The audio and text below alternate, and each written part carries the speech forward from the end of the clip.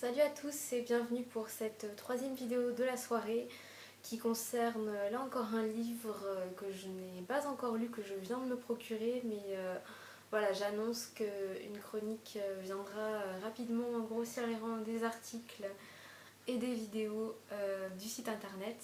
Donc ce livre c'est Titus n'aimait pas Bérénice de Nathalie Azoulay, voilà, publié chez POL. C'est un livre qui était dans la sélection finale du prix Goncourt, mais qui malheureusement ne l'a pas obtenu. C'est Mathias Sénard pour Boussole qui a eu le prix cette année. Donc là encore, je pense que cet ouvrage viendra grossir la bibliothèque et peut-être donnera lieu à une critique. Mais voilà, je voulais vous parler de Titus n'aimait pas Bérénice parce que ce livre a néanmoins obtenu le prix Médicis il y a quelques jours de cela et clairement la quatrième de couverture donne très envie de le lire, comme vous pouvez le constater ici. Titus n'aimait pas Bérénice alors que Bérénice pensait qu'il l'aimait.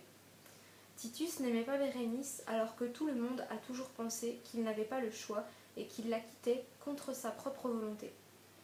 Titus est empereur de Rome, Bérénice, reine de Palestine. Ils vivent et s'aiment au 1er siècle après Jésus-Christ. Racine, entre autres, raconte leur histoire au XVIIe siècle. Mais cette histoire est actuelle. Titus quitte Bérénice dans un café. Dans les jours qui suivent, Bérénice décide de revenir à la source, de lire tout Racine, de chercher à comprendre ce qu'il a été, un janséniste, un bourgeois, un courtisan. Comment un homme comme lui a-t-il pu écrire une histoire comme ça? Entre Port-Royal et Versailles, Racine devient le partenaire d'une convalescence où affleure la seule vérité qui vaille. Si Titus la quitte, c'est qu'il ne l'aime pas comme elle l'aime.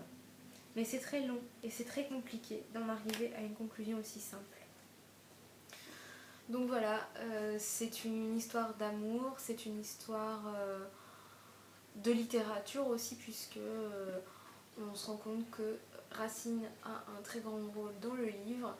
Et pour moi qui suis passionnée de la littérature du XVIIe siècle et particulièrement du théâtre du XVIIe siècle, voilà, les allusions à Racine étaient importantes pour moi et j'ai hâte de plonger dans la plume de Nathalie Azoulay, de découvrir cet ouvrage, voilà, et de vous le faire partager. Donc voilà, si vous avez envie de vous procurer le livre, n'hésitez pas.